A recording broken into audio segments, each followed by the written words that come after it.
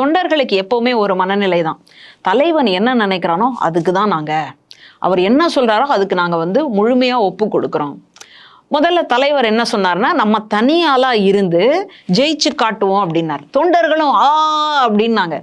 இப்போ என்ன ஆயிடுச்சுன்னா, வர வர வர வர இடைத்தேர்தல், உள்ளாட்சி தேர்தல், சட்டமன்ற தேர்தல், பாராளுமன்ற தேர்தல் எல்லாத்துலேயும் தோல்வி தோல்வி தோல்வி தோல்வின்னு 10ஆம் தோல்வி எடப்பாடி அவர்கள்னு முடிஞ்சு போச்சு.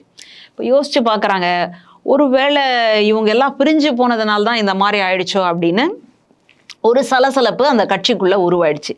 அப்போ 2ஆம் கட்ட தலைவர்கள் என்ன நினைக்கிறாங்க, இப்போ நம்ம மீட்டெடுக்க வேண்டிய ஒரு காலகட்டத்தில் இருக்கிறோம். எல்லாத்தையும் அதிமுகன்னு சொல்லக்கூடிய அந்த அதிகாரம், இரட்டை இலை சின்னம்னு சொல்லக்கூடிய அந்த அதிகாரம் எடப்பாடி அவர்கள்கிட்ட மட்டும்தான் இருக்கு.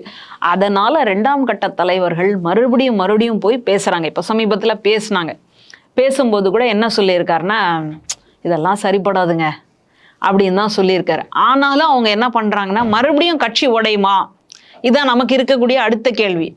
ஏன்னா ஒரு பக்கம் சசிகலா அம்மையார் போயாச்சு, ஒரு பக்கம் டிடிவி தினகரன் அவர்கள் போயாச்சு, ஒரு பக்கம் ஓபிஎஸ் அவர்கள் போயாச்சு. இப்போ 2ஆம் கட்ட தலைவர்கள்லாம் மறுபடியும் பேச்சுவார்த்தை நடத்தும் பொழுதுதான் அவர் ஒத்துக்கலன்னு சொன்ன உடனே அவங்க வரைக்கும் ஒரு பிரிவினை நடக்குமா அப்படின்னு கேட்டா நடக்காது.